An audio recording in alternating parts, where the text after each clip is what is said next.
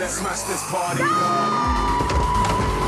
What if I told you that one of the most iconic cars in the Fast and Furious franchise isn't what you think it is? The black beast that Letty drove in Furious 7 has a secret, and trust me, by the end of this video you'll never look at this car the same way again.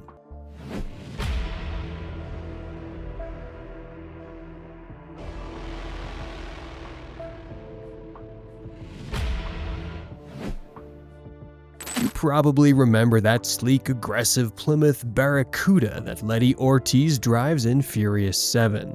It looks like a 1970 AAR Cuda, right? The kind of car that makes your heart skip a beat with its racing stripes and that mean low stance. Well, here's where things get interesting. That car is actually a 1973 Plymouth Barracuda, dressed up to look like its more famous older sibling, while the movie portrayed it as a 1970 AAR Cuda, essentially Plymouth's factory race car. It's really a 1973 model with a serious makeover job.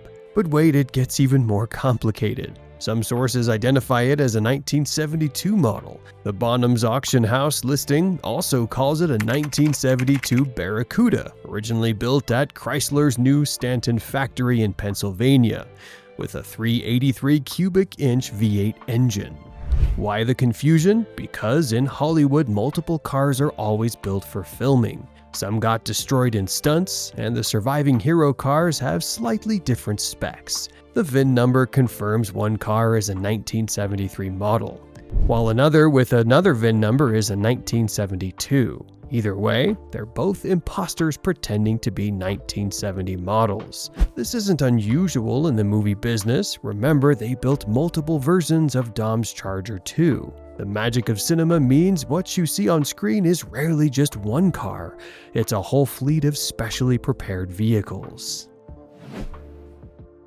Let's talk about the wizard who made this Barracuda come alive, Dennis McCarthy. This guy has literally the coolest job in Hollywood. He runs a company called Vehicle Effects, and he's been the picture car coordinator for the Fast and Furious franchise since Tokyo Drift, the third movie. McCarthy started out as a kid working on cars in his parents' garage. His father actually tried to punish him by threatening to send him to automotive school. Little did they know that was exactly what he wanted. Today, he's built cars for over 100 films, including Batman vs. Avengers Endgame and every Fast and Furious movie since 2006. McCarthy's job is character-driven.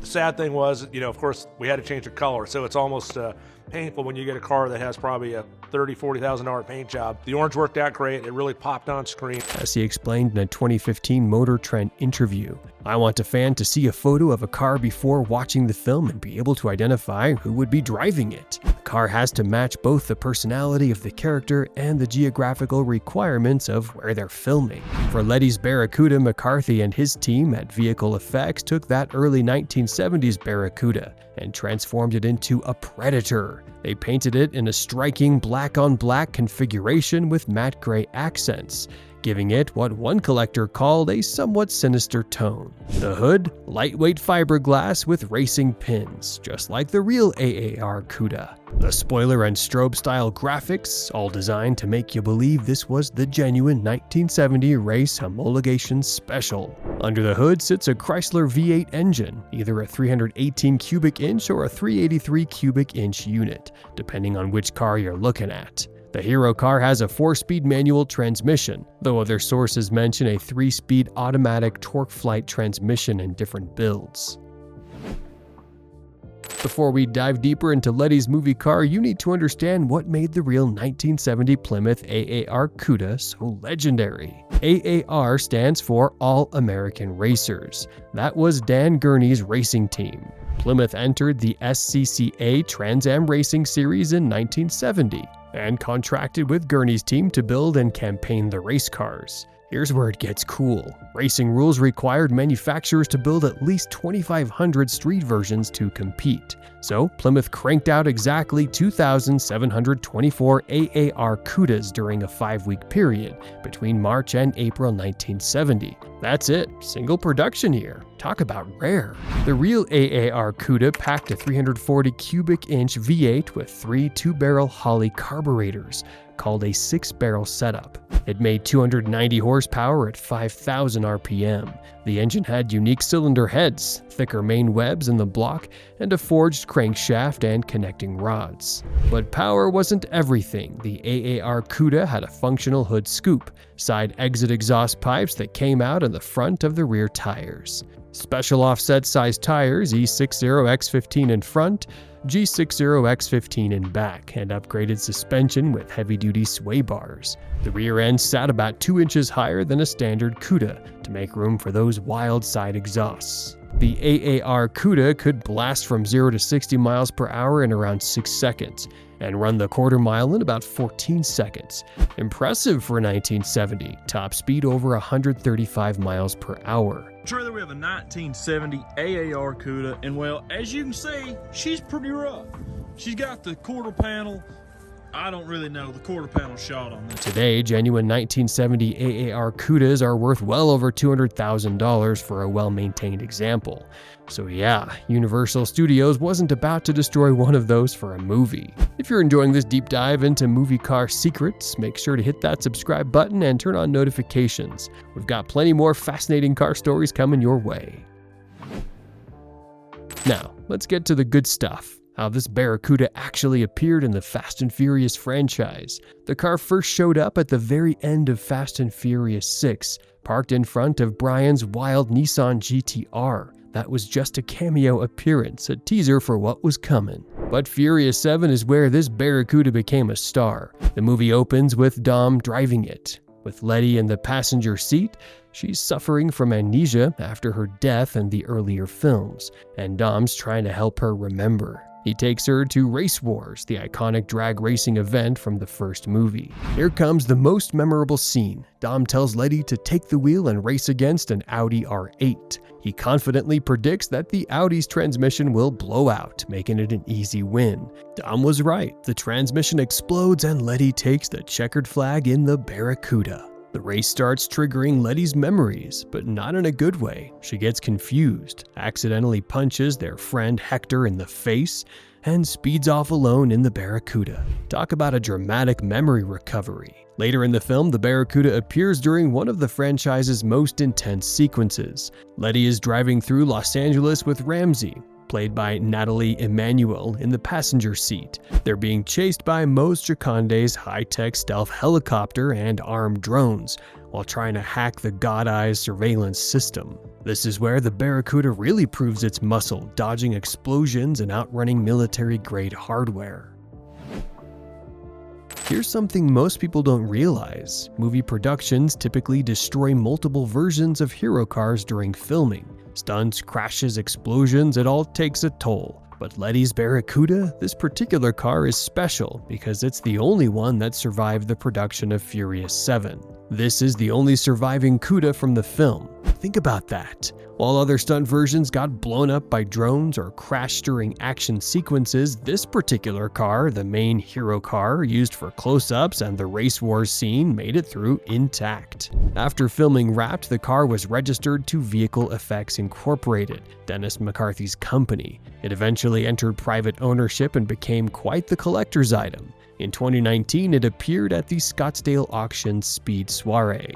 The car was owned by Jeff Allen, a major collector who had acquired 27 different vehicles from the Fast and Furious franchise. By 2022, the Barracuda was being offered for sale through Max Motive and ClassicCars.com for roughly $130,000. That might seem steep for a 1973 model with a relatively small 318 V8. But you're not just buying a car, you're buying a genuine piece of movie history. The car came with a full documentation proving its movie pedigree, including posters, production photos, and paperwork from Universal Studios. Most recently, it appeared at a Bonham's auction, though the final sale price wasn't publicly disclosed. The car's interior features a B&M ratchet shifter with a pistol grip handle, and the exterior still wears that menacing black paint with matte gray vinyl accents that made it look so intimidating on screen. As Vin Diesel's character Dom would say, "It doesn't matter if you win by an inch or a mile, winning's winning."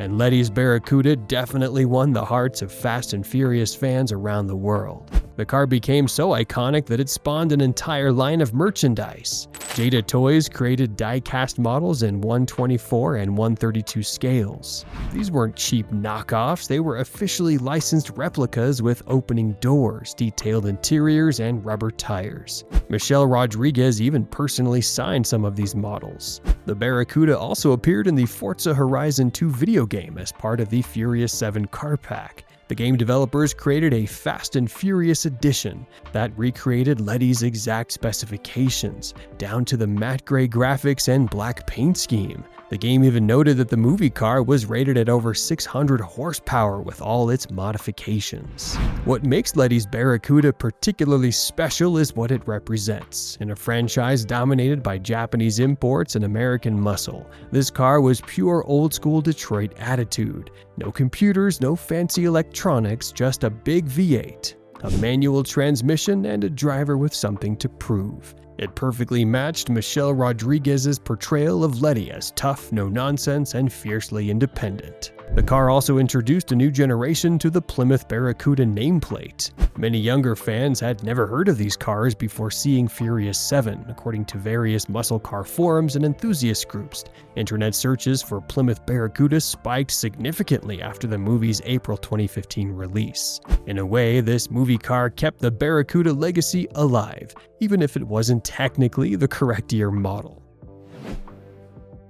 Ever wonder what actually goes into building a movie car? It's not as simple as slapping some paint on and calling it a day. Dennis McCarthy and his crew built Letty's Barracuda with some seriously modern upgrades hidden under that vintage body. The build started with stripping out the original drivetrain. As McCarthy said, "We don't have that luxury of waiting for the car's original drivetrain to perish and then fit new ones. Instead, they installed modern fuel-injected V8 engines, either Dodge's SRT8-based engine package or a Chevy V8, both pushing around 530 horsepower. But power was just the beginning. The Barracuda got a turbo 400 automatic transmission for reliability, a Ford 9-inch rear end for strength, and custom fabricated Brembo brakes. You'll notice in the movie that the car has two rear brake calipers on each side, one for regular braking and one for the handbrake, perfect for those sideways slides. The specific hero car that survived had an Elderbrock 4-barrel carburetor